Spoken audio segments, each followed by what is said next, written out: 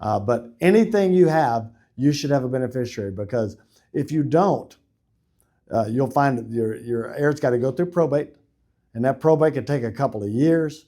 And in that meantime, you can lose businesses, you can lose all kinds of things, because they cannot pay the bills while this is going through probate. And so you got to be careful with that.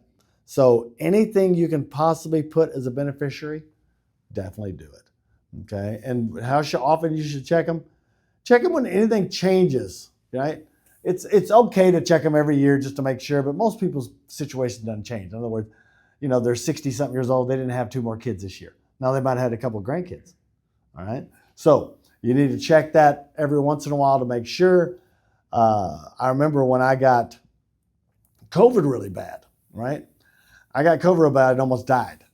And so I didn't realize that, and I'm in this business, right, that my ex-wife was the beneficiary of the life insurance policies that I had. She'd have pulled the plug on my ass if she'd have known it. Trust me, I didn't tell her. But I was like, I got out of there, I'm almost dying. And I'm like, woo-hoo-hoo, change that one. Dodge that one. Oh, dodge that one big. But you got to change it. I see this all the time where people get divorced, forget to change the beneficiary. Unless you really like your ex-spouse and you want to leave it to them, that's fine.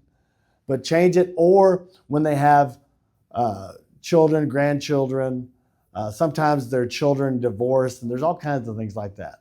Make sure your per stirpes or per capita. That's a big one with beneficiaries that people don't understand. Per capita is this. If I've got 3 kids, 1 kid predeceases me, it goes 50% to the other kids, the other 2 remaining kids, instead of being 33, right? And that's where a lot of people say, yeah, that's what I want. But then they forget that each one of these kids could have kids, which was your grandchildren. So you might have inadvertently disowned one of the grandchildren. And so that's why you would make it per stirpes. Per stirpes means there's always going to be 33% going down this line.